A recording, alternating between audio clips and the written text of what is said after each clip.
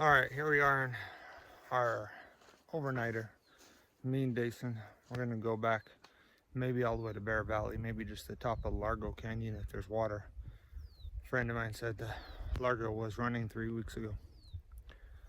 I skipped the first part of this trail because you start on Lamphere Canyon Trail, and I've done that before.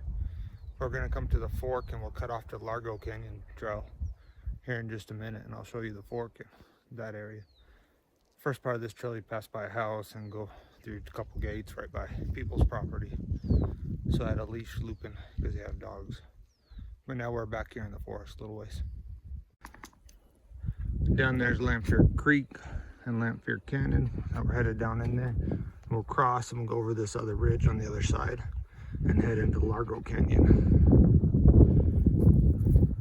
A little uphill at the beginning of this trail, and then you go down, then a big uphill and down, then gradual from there. Here's the split in the trail. Looping's on the Lamphere Canyon Trail because that's the way we usually go. But this time we're cutting off on this side trail. It's called Largo Canyon Trail. There's the signs on the tree. Here's Lamphere Creek coming out of Indian Canyon. I took you to the headwaters of that spring in that Lamphere Canyon video. And there used to be fish in here, but probably still is. Down there is where we were. We've been switchbacking our way up this ridge. A little bit of uphill and not too steep, but it's a little work. We're almost to the top of the ridge. Here's a switchback right here. We just topped out on this ridge, and now we're headed down into Largo Canyon. Straight across along that rock line, I found a 350 set once. Right there. And there's Bear Mountain. And there's a trail headed down. You can see the trail going down. And this is that same fire that hit Bear Mountain a couple years ago, maybe 3 years ago now. Here's Largo Canyon. There's no water in this part of it. Hopefully there's water up higher. If there is, at the very top of Largo Canyon, we may set up camp there. If not, we'll go into Bear Valley. We're not to Dutch Oven Springs yet, but now there's a little water in Largo Canyon. It's running a little bit. Here it is. It's just a trickle, but there is water running. There's a nice little pool with a little tiny waterfall. All right, we're about 2.5 miles in. I forgot to set my watch right away, but I think it's about 2.5 miles. And we just made it to Dutch Oven Springs. We're gonna sit here and rest for a minute. This is a spring. This is what it looks like. It's a developed spring and then runs down into the little creek. Above the spring, it's dry, but there's water in the spring always. I never seen it dry. I just took my first water break and I realized I had no water in my bag. I think it fell out in the back of the truck. Good thing Dayson has 2 water containers. So I just drink a whole water bottle and I'll fill it up here at Dutch Oven Springs. I've already talked about this MSR water filter. It's my favorite one. Works great. All right, so my water filter's running a little slow, but this water filter's great because you can clean it on the site. You just take this filter out, take your scrub pad, and clean it in the water, and then it'll work faster.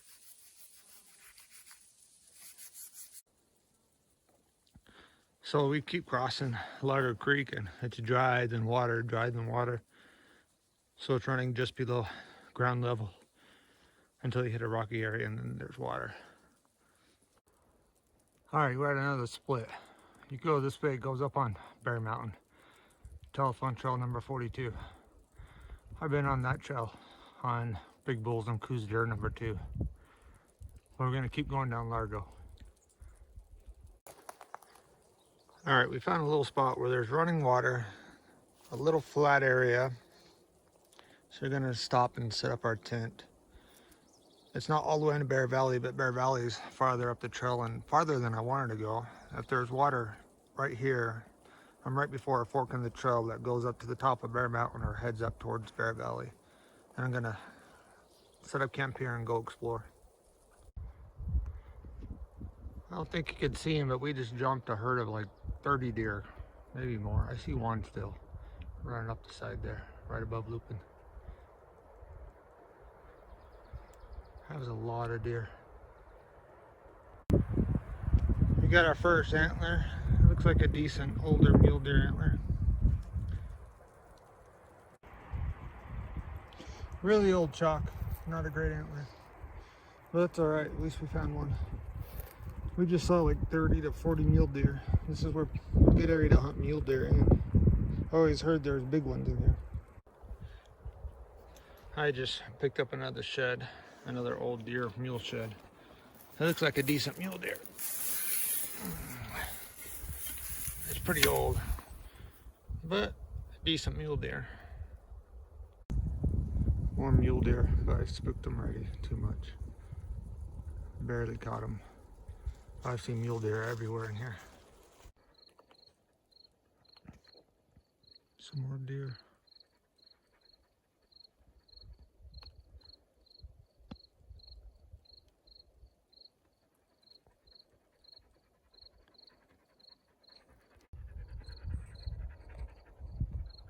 Every once in a while, I'll hit an area where the deer aren't that scared. They look at me like, what is that person doing here? Who is that? So these deer aren't very spooked. Like they don't see people very often. Here it looks like an old elk antler. Maybe it's deer, I don't know. We'll take a look at it. No, it's definitely deer. There's our small pile of antlers. 4 mule deer ones. There's my tent. There's Lupin. It's starting to get a little cold. There's our dinner. We're waiting for our dinners to get a little finished. It's starting to get cold. I didn't get a coat on. So far, I have seen some elk sign. They're in here. I don't know where at. I'm looking for where those big bulls hang out, the ones that I have pictures of on the other side of Bear Mountain. So far, they could hang out here, but someone else picked up antlers. I don't know. But I've been picking up old mule deer antlers, a lot of them. Well, 4. Hopefully tomorrow morning, maybe I'm going to summit Bear Mountain, and there's a little valley on the left. And I think I've been up there once and picked up antlers, so maybe there's some up there. And they were elk. It's morning and Dayson's gonna start cleaning up camp and sleep in.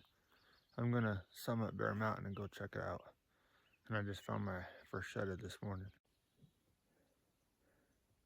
Looks like a little mule deer shed, but it looks like a brown. I think it's from this year. It's pretty good shape. My first brown's a little tiny one. Beautiful morning here. Filled with ferns. They're so high you can't see into it.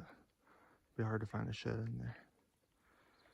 I'm on the side of the hill and there's just deer beds everywhere. There's mule deer everywhere back here. Today, I finally found the trail and switchbacking my way back up to the top of Bear Mountain. I saw my first for sure buck. I've seen a lot of deer, but a lot of them just ran by. Watched him for a while, but I didn't get my stuff out to film him because he was watching me the whole time. And he had one antler going up and one going straight out. He's kind of cool looking. He didn't seem like he's gonna be real big, but just different. There's another buck.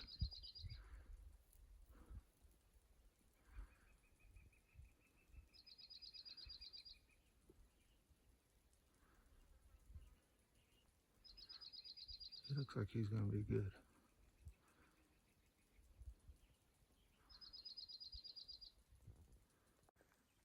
So that group of bucks with that nice one in it, he's still growing, but he looked like he was gonna be wide. He could be a nice buck.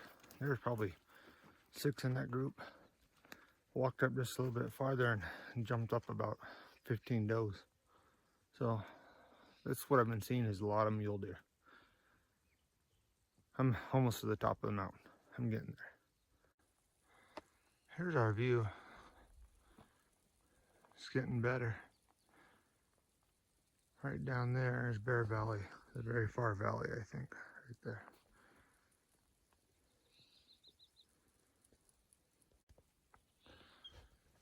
Here's a view looking at the other side of Bear Mountain now. That's the blue side.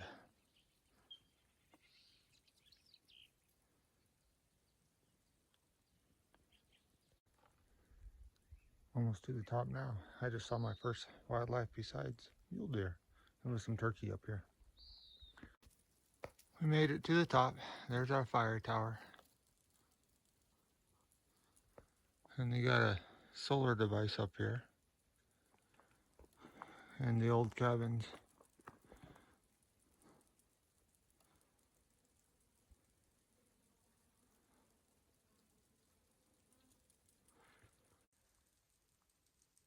Okay, I made it to the top. I saw some turkeys too, something besides mule deer. At this little cabin in the tower. Kind of neat. When I was a kid, I wanted to live in one of those towers or live up on a mountain like this, and that's what I wanted to do because I thought it was cool. Then you got the outhouse, that's important, and the helicopter pad to bring supplies in. More deer.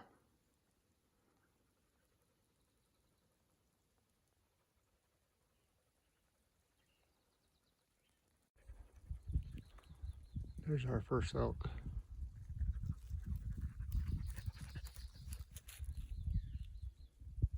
Looks like a little bull.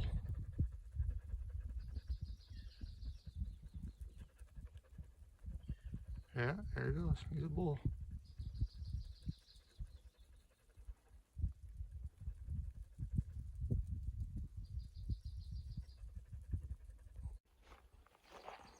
I did get my equipment out for these guys, but they're both does, so I just put it away.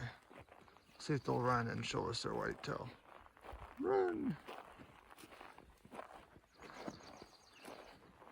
Oh, now we can see a whitetail.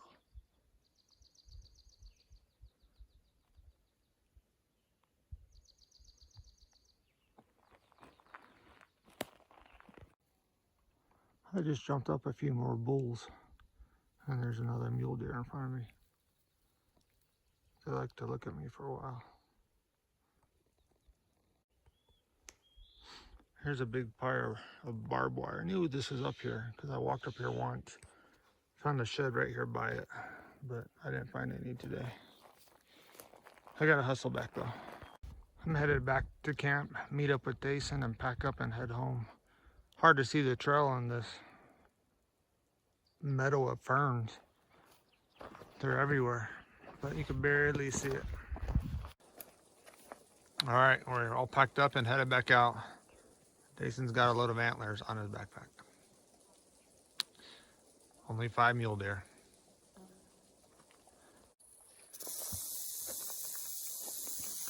Rattlesnake. Oh, now you can see him.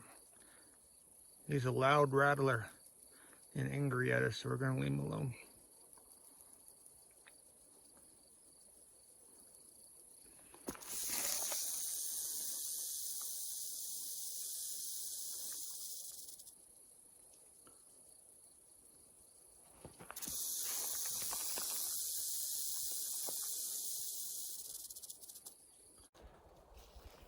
This is Maple Spring. I didn't show you guys on the way down. It's right past Dutch Oven Springs.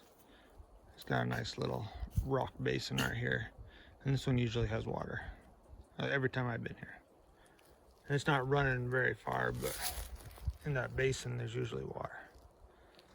And Dayson's always with me, and we always run into rattlesnakes when he's with me. We made it back to Dutch Oven, headed out, stop and fill up our water. Then we gotta go a little ways and over that ridge, a little uphill. Then we'll hit Lanford Canyon and hike out Lanford Canyon and back to the truck.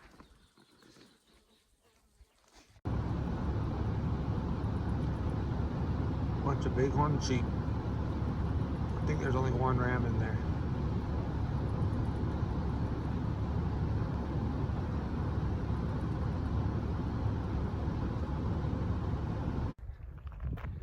Well, we made it out of the canyon. Fun little trip. Mule deer everywhere behind Bear Mountain, and there was some, in the 2 groups of bucks I saw, there was a couple that were one pretty neat one, and one that looked like he was going to be pretty big. Real nice one. But since we were driving up, we were almost to Alpine and got a flat tire. And not just a little flat tire, it shredded our tire. And then I didn't have the hook piece to lower the spare, so I had to take the tailgate off so my little tiny one could reach in there and lower that spare.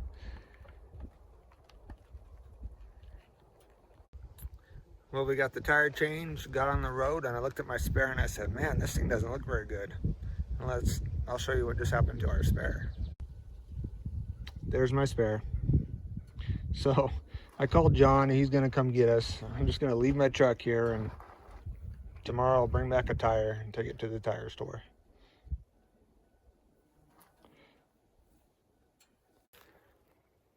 So it was a fun trip, but not a fun drive home. We're just waiting for John to come get us. And I'll be back here tomorrow to put a new tire on the truck and try to drive it home, hopefully without a spare, and go to the tire store to buy a spare.